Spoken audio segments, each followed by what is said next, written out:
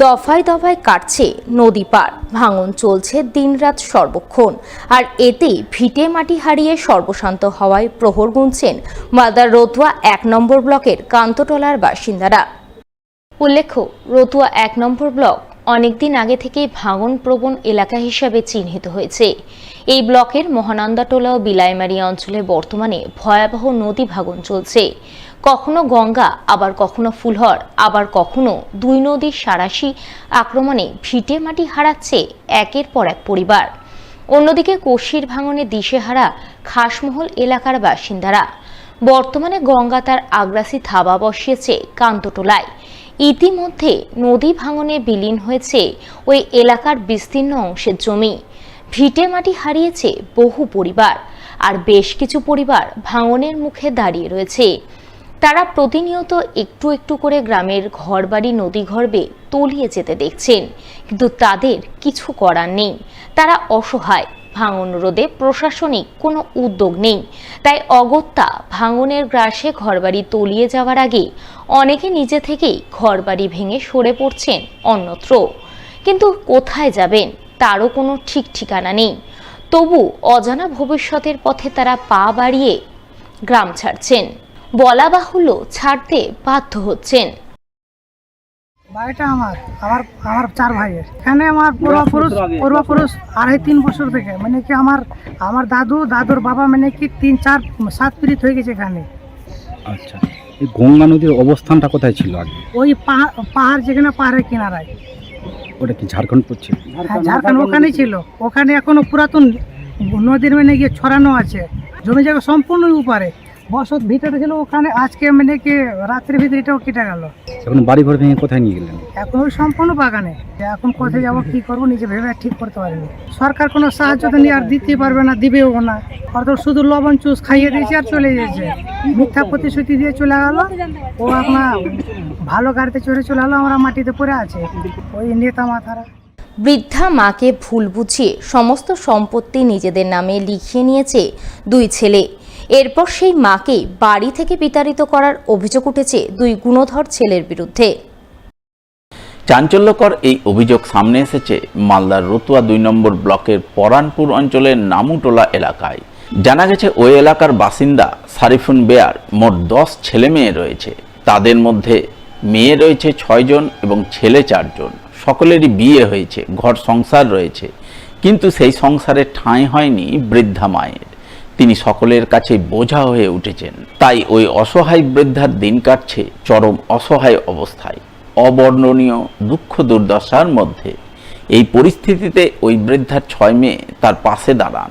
তারা বৃদ্ধা মাকে নিয়ে পুখুরিয়া থানায় যান। সেখানে বৃদ্ধা সারিফুন বেয়া তার 2 ছেলে জল্লুর রহমান ও খুশবুর আলীর বিরুদ্ধে পুলিশে লিখিত অভিযোগ দায়ের করেন। আমি বৃদ্ধার বেশি হয়ে গেছি, সবাই যাতে দেখতে পাবে না। আমার 10টা সন্তান, 6টা মেয়ে আর 4টে ছেলে।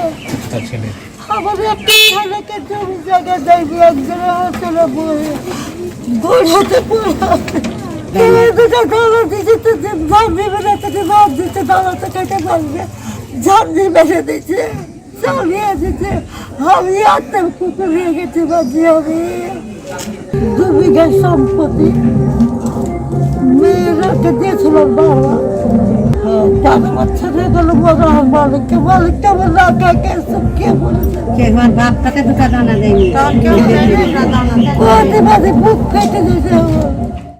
অসহায় বৃদ্ধার মেয়েরা একযোগে অভিযোগ করে বলেন, তার 2 ভাই মিলে মাকে ভুল বুঝিয়ে মায়ের সমস্ত সম্পত্তি নিজেদের নামে লিখিয়ে নিয়েছে। এখন তারা মাকে দেখতে চাইছে না। মায়ের দিন কাটছে অসহায় অবস্থায়। তাই তারা চান মায়ের নামের সম্পত্তি মাকেই ফিরিয়ে দেয়া হোক। আমরা এই চিকিৎসার জন্য, আমার বাবা 25 বছর বয়স, আমার বাবা অসুখ রয়েছে। তো আমরা ওই জন্য বলছি, আমার বাবা বললো যে আমরা পরের বেটার আমরা ঋণ নিয়ে থাকতে পারবো না মাথাতে, আমরা বেটিকে দিয়ে দিলাম, আমরা দিয়ে আমরা মুক্তি হয়ে গেলাম, আমার বাবা বললো। তো আমরা বলছি কি যে আগে বলেছি বাবাকে যে বাবা কিছু জমিটা বেচে ই করো। তখন বাবা বললো কি আমরা বেচতে পারবো না বেটা, তোর দেখা তোর ঋণ করে একটা শোধ করে দেবো আমি। এইভাবে দিয়েছে। যত দেখাশোনা হয় আমরা 6টা বোন মিলে আমরা দেখেছি। আমরা 12 টাকা 25 বছর ভোট যত যা খরচ হয় আমরা দিয়েছি। তো এইটাই বলতে চাই আমি যে মাকে এখন জোয়ার জমি ওকে ঘুরিয়ে দিই, ন্যায্য আমরা বিচার চাই। পুলিশ প্রশাসনের টোটো ধরপাকড় অভিযানের বিরুদ্ধে আন্দোলনে নামার প্রস্তুতি শুরু করলেন পুরাতন মালদার শাহাপুর এলাকার টোটো চালকরা।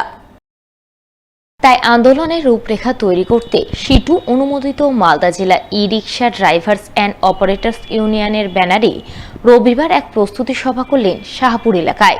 বৈঠক শেষে সিটু অনুমোদিত মালদা জেলা ই রিক্সা ড্রাইভার্স অ্যান্ড অপারেটর্স ইউনিয়নের সম্পাদক নিখিল দাস কি বললেন শুনুন তার মুখ থেকেই।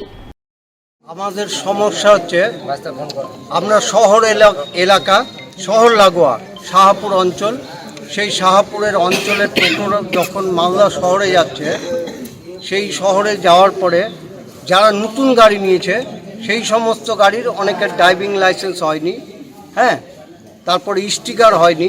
তারা গিয়ে প্রথমে সেই গাড়িগুলোকে আটক করে তারা কিন্তু একটা ফাইন করছে। দেখা গেল কাউকে 10,000, কাউকে 7,000 টাকা। তাহলে সেই ছেলেটা 10,000 টাকা পাবে কোথায়? যদি এই চলতে থাকে তাহলে আমরা কি করব? যার দরুন আজকে আমরা সেই টোটো চালকদের নিয়ে আমরা এখানে বসেছি।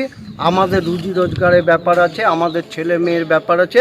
আমরা তাই জন্য এক জায়গায় হয়ে এই সমস্যার সমাধান কি করে করা যায় তার জন্য আমরা আজকে এই জায়গায় এসে দাঁড়িয়েছি। যদি এটা প্রতিদিনে আমাদের এই গাড়ি ধরপাকড় করে, আমরা আইনি পরামর্শে যে যা যা করার আমরা আগামী দিনে সেই জিনিস করব। এইটা যদি ব্যবস্থা না করে আমরা আগামী দিনে বৃহত্তর আন্দোলনে যাব।